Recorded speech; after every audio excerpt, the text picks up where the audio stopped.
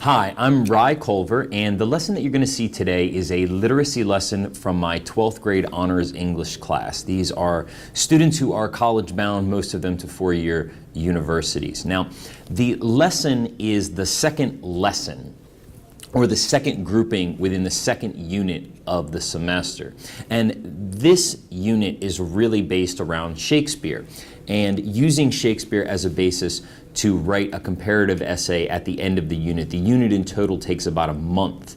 And the lesson that you see previewed here is only part of the lesson, was really me rolling out an assignment. These students, this lesson, if you will, is divided into two parts, a part the students do at home and a part that they do in class. And the entire lesson is based around reading Shakespeare. That's the title of this section of lesson plans, Reading Shakespeare. And really what it is about is learning to unlock a difficult text. Shakespeare is just a good example of a text that is difficult for students to unlock, even at their level, being honors students in the 12th grade. So what you saw today is me rolling out an assignment. And that assignment asks students to do two things. It asks them to translate 5 Shakespearean passages and annotate those passages and go through a process and show that process to me. And it's very much like showing your work in math. And then the students have to write paraphrases of those passages that I've chosen. That's part A of the assignment. Part B of the assignment asks students to pick any Shakespearean passage that they like, memorize it, make a video of them reading it, and verbally explaining it to hit those speaking and listening standards. And so what you see in the lesson from today was, number one, me giving some direct instruction about how to go about that process of unlocking a difficult text, especially Shakespeare. And then what you see is not only me rolling out the assignment that students have, I think, 10 days or 11 days to complete, but also giving the students an opportunity to practice and give some feedback and answer some questions on the process that they're going to be doing alone for homework over the next week. It should be said that this lesson, the part that you don't see, is that while students are doing this over the next week, in class we will be reading the play Othello aloud. And we practice our summarization and lifting key lines, but we do read the play aloud because it's meant to be aloud, and it gives an opportunity for us to practice that speaking, practice listening, and give feedback as we read and as we go. So that's what you see today. So today, I want to show you the process and give you your next assignment. This is something you read not yesterday, but the day before. You heard Iago say it yesterday. It's at the beginning, the end of Act 1, Scene 3. It can seem like just words. So let me show you something. Let me show you what you can do with something like this. So first of all, I want to talk about the structure of the poetry, because when we look at a text, we see things. And when you look at Shakespeare, what do you see? What do you just, don't read it, what do you see? Lines, right? That's great, Courtney. And if we were writing in a paper, right, and we were quoting, we would actually put a slash or a backslash, I can't remember which one goes which way, right there, wouldn't we? To show that there's a break in a line in poetry, right? What do these numbers out here mean? The number of syllables in a line. And if you look at a line like this first one, thus do I ever make my fool my purse. 10. When you speak English and when you speak in this way, you stress a syllable and then you have an unstressed syllable. When Shakespeare writes, he alternates between unstressed and stressed syllables, and he has 10 syllables per line. That is called iambic pentameter. What you will see, the word meter means what in Greek? Measure. 5, there are 5 stressed and 5 unstressed. I'm not entirely sure what iambic means. I'm sure it has something to do with all that. Now here's my question. Not ready? What good does it do us, the reader, to know how many syllables are in a line and to look at the line breaks? What good is it?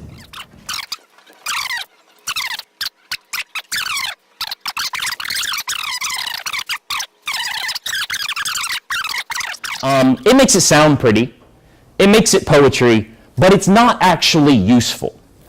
So what have I done? Very good. I broke it down into sentences because the lines are distracting and they're confusing. And I don't need, whatever this is, 8 or 10 lines, I don't need to figure out 8 or 10 things. It looks like there are 4 sentences. So I have to figure out 4 sentences. So when you're reading, whether it's aloud in class or you're reading at home on your own or whatever, the first thing to do is to break it into pieces that makes logical sense and contain information. And you'll hear people do it when we're reading class. They'll pause at the end here. There's no punctuation there. There is no pause there. You just keep reading the sentence and you pause when you get to a period. By the way, why did I underline some red words? Or underline some words red? I got to do this one too. Why would I underline the word office?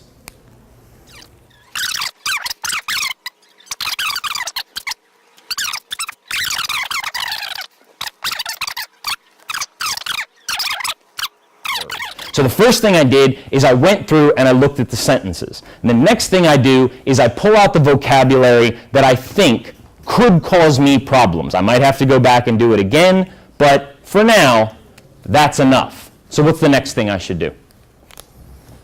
I've got my words, I broke it into sentences, now what do? Read it again. And I'm only going to look at one sentence at a time. Thus do I ever make my fool my purse. For I, mine own gained knowledge, should profane, if I would expend time with such a snipe, but for my own sport and profit. It's a long sentence. Anybody want to take a guess? Go ahead, Dalton. He's using Rodrigo for his money.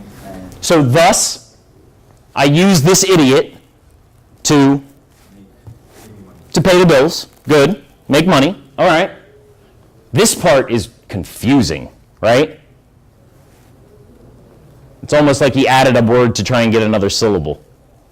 For my own gained knowledge should, how could we use profane as a verb? How, to be ruined. My knowledge would be ruined. If I spend time with such a person like that, except for his own, and here's the sick part. Why else does he spend time with Rodrigo? He finds it entertaining. And that tells us a lot about Iago. It would be a totally different sentence if he said, the only reason I spend time with him is because he pays the bills. He doesn't. He says the only reason I spend time with him is for sport. It's like hunting. He enjoys it. He enjoys manipulating this fool. And he also happens to pay the bills. Very good, Dalton.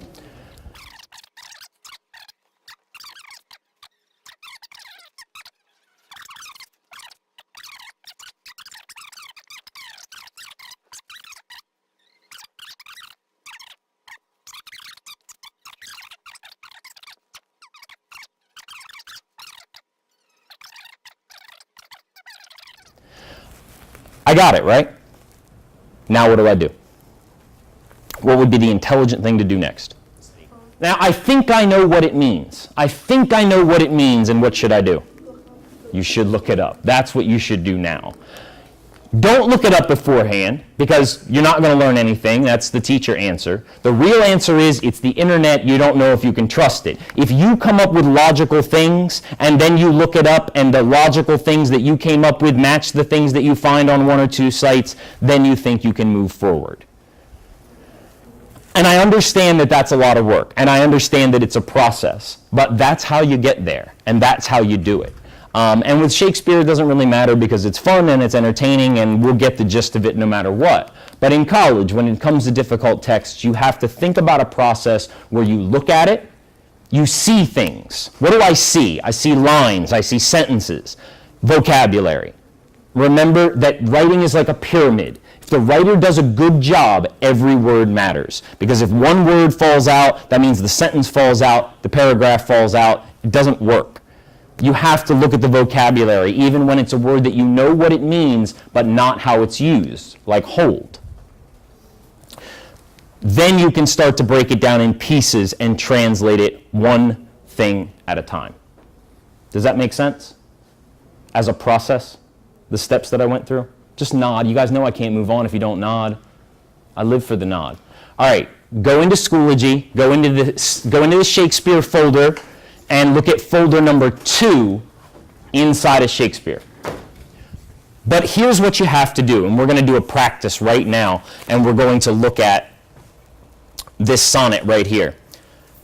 What you have to do is annotate the text and then paraphrase it. And paraphrase it means rewrite it, we talked about this the other day, rewrite it in the exact order and structure that it is in your own words. So that's why this assignment is called Translating Shakespeare. I want you to take 5 of those passages from Shakespeare, and I want you to turn them into modern English. Here are some of the things that you can do to make that happen. Are you ready? Okay. The highlighter tool. If you go into font color in Google, on the right-hand side, you'll see highlight. You can have the highlighter tool, and it will highlight things in different colors. So you can highlight in all the colors that Google has, and you can have them mean different things. But what is going to be the most useful, and what I would do, is 2 things. Number 1, I'm going to create links. Instead of making comments or something like that, I can highlight something and actually link that text. So the first thing that I would do is I would go through and I would find the words that I needed help with. I would find a resource to help me, and I would directly link that word to that resource. That makes more sense to me than rewriting a definition. And it's easy. You just hit insert link, and you will link that word.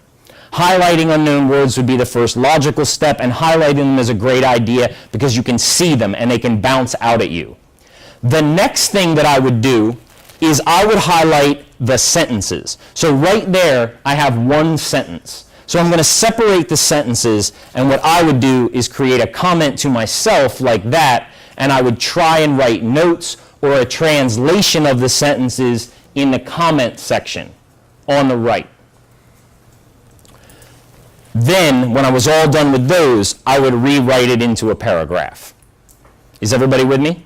And the last thing that I would do is look it up to see if what I have is agreed upon or close to what other people on the internet have found. Okay. I know you didn't quite have enough time, but like I said, we got a lot I want to do today, and I just want you to look at the process and get an idea of how this is supposed to work. So, what does the word bark mean? It's a ship. Very good. It's a ship. And if you read the first definition of the word bark, it would have said a harsh sound made by a dog or a seal, right? Or a fox. If you read the second definition, it would have said the protective layer that covers a tree's internal organs, right?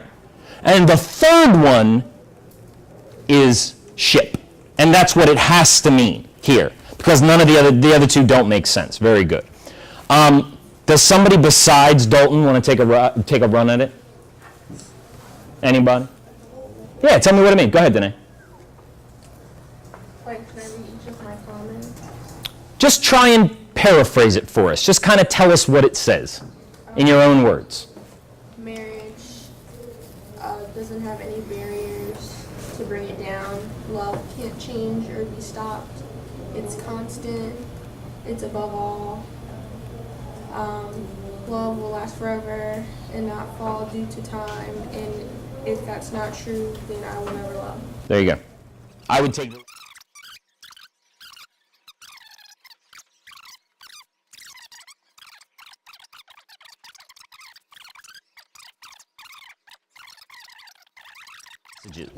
Pick any of the 5. Pick 5.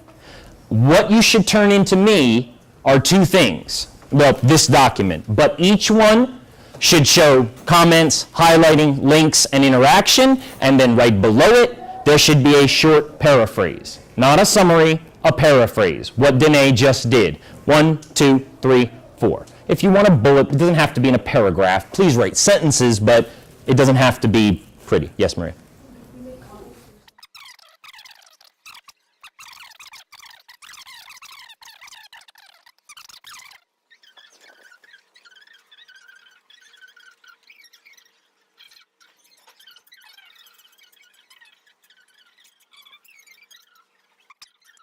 So you have to find one that is important to you. Something about something that you like. They are all out there. Google searching famous Shakespearean passages will result. You can search by topic, you can search by play, you can search by sonnet.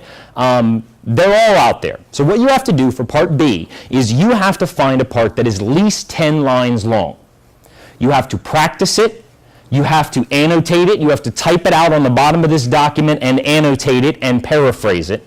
Then what you have to do is practice it, record yourself reading it, and then into the camera explain what it means. Don't paraphrase it, just explain what it means like you saw people doing. Does that make sense? I'll show you how I want you to turn these in. If you're worried about recording a video, the simplest way to do it is download the Schoology app on your phone and just record it right into Schoology on your phone. That's the easiest way to do it. We have more than a week, so I'm not going to worry about that and use any more time today. But what you have to do is basically that. You can read the instructions, and we will talk about how to turn it on. You can put it on YouTube and do a private link. There's lots of ways that you can do this. You can just put the video right into your Google Drive. If you have the Google Drive app on your phone, you can record it right into there. So this assignment is long. It has 2 parts to it, and it is due a week from this coming Monday. Does that make sense? You with me? Okay. The outcomes for the lesson plan are the assignment, what we call the Translating Shakespeare assignment. And it is a formative grade, and it is multiple formative grades, one for the speaking and listening portion, and one for the annotating and writing portion. So the product that we want to see at the end of this lesson, though it won't be turned in for many days, are a process to unlock a text. So we're looking at annotations, and we're looking specifically at how students are using the web. How are they linking and using Google and using definition resources and those sort of things to unlock and work through this text? And also, can they write a clear paraphrase at the end? So that's really what we're looking at as far as a product end result of this lesson. So how do I think the lesson went in reflection? And I actually asked some of the students this because I love this assignment. I believe in this assignment. I think that I've gotten good feedback on this assignment in the past. What's different about how I did it this semester was the little 10-minute, 15-minute direct instruction piece in the beginning. I've never done that before, and if I'm honest, I don't think it went particularly well. I don't feel, it might not have been necessary. I felt that it was necessary. I always felt that there was something missing with this lesson plan and that a direct model might help students. I'm not sure that it was necessary. I've been thinking all day since I gave the lesson about how could I have done that differently? Was it a waste of time? I did ask a few students, and I intend to ask a few more tomorrow, what they thought about that direct instruction piece, and was it necessary? Did they need it? Or should we have jumped right to the practice? That might have been 15 minutes that just wasn't necessary. I did have a few students tell me that they found it useful to see that process in motion. But I do think on the whole that maybe that piece needs to be rethought, and that was not the best way to go about modeling it. The lesson on the whole, I very, very much like. I like the speaking and listening part. The students enjoy it. It is something that at first they don't feel that they can do. Reading Shakespeare aloud in front of a camera is something that makes them feel uncomfortable. And then when they watch themselves back, when we're all done and I compile that video into one thing, you can see that they're proud of themselves and that they realize that they've learned to do something that they couldn't do just weeks before. The annotation assignment, that portion of the assignment, I think is very, very valuable. It shows students what it means to work with a text. I think that students at this age get under the impression that they can read, so they can read anything. And then they get to college and we have substantially more difficult texts than we see at the high school level. So I really do think and believe in this assignment and believe that it is a valuable experience for the students and a good use of time and resources. But that first part, I definitely have notes in my lesson plans to rethink if that's necessary or if there's a better or quicker or more clear way to do that.